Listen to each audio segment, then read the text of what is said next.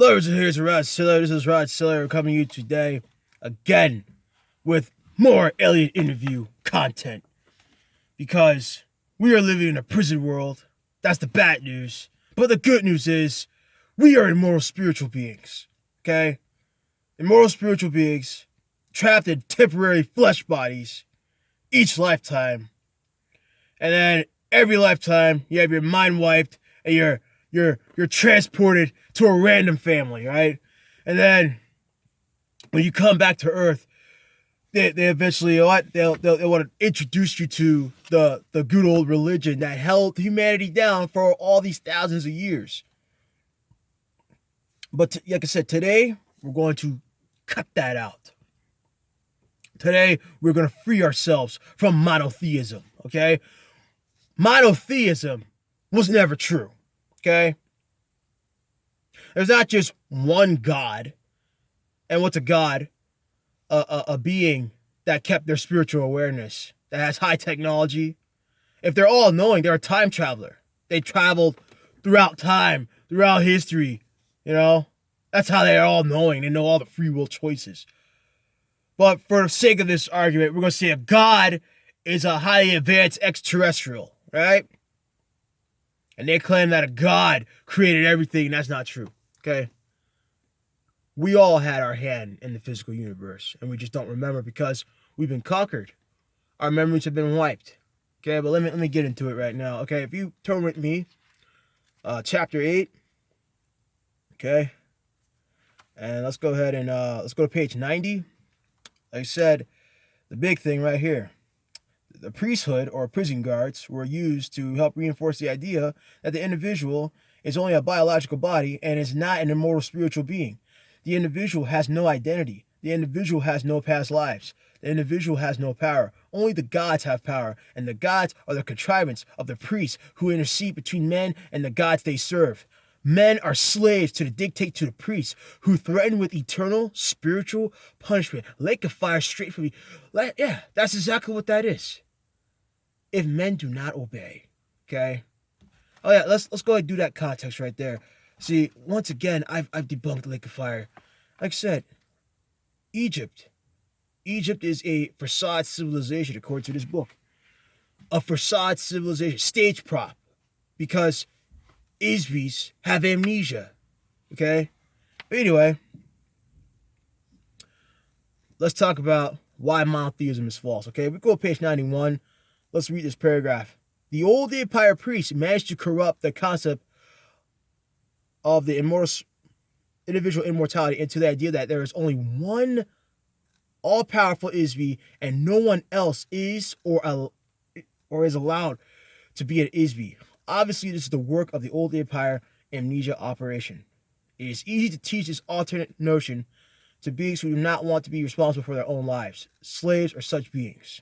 And I'm going to stop right there. Okay, y'all can read it for yourself. I'm just going to skip around, you know.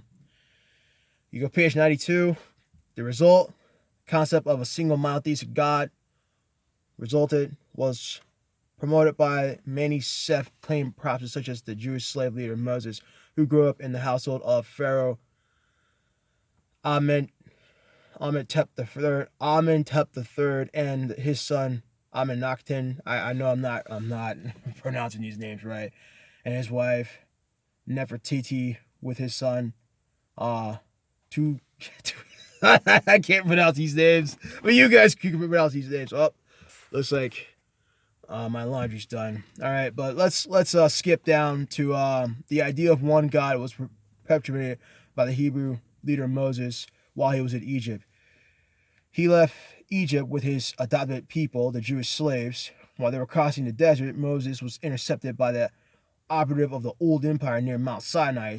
Moses was tricked into believing that this operative was the one true God throughout the hypnotic commands, as well as technical and aesthetic tricks, which are commonly used by the old empire. I know I can't read, but y'all can get a computer and you know, get your robotic generated voices to copy all this text and have that to read it to you.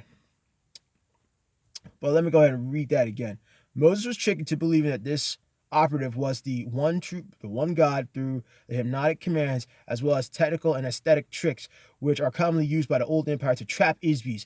Therefore, the Jewish slaves who trusted the word of Moses implicitly have worshipped the single God.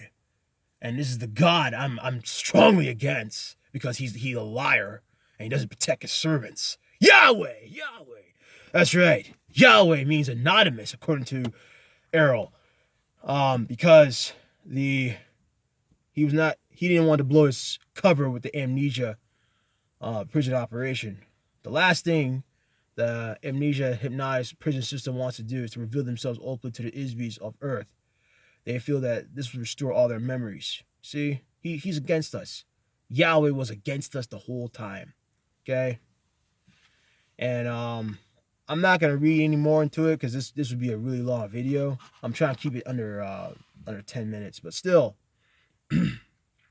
on this channel, I constantly say he did not create us. He did not create us. No, he didn't. Because getting knowledge for yourself is never wrong unless you're in a prison. Okay? And that's why, this is why I say monotheism ain't true. It's not true. Okay? Oh, it's just based on a book. Yeah, but there you go. The Abrahamic religions. I said on this channel, I said the Bible promotes slavery. The Bible promotes racism. The Bible promotes division. It destroys you as an immortal spiritual being. Okay? It wants you to be a slave. You know, you're not allowed to believe that you're your own God, because that's blasphemy. But, you know what? I could go on and on and on and on and on.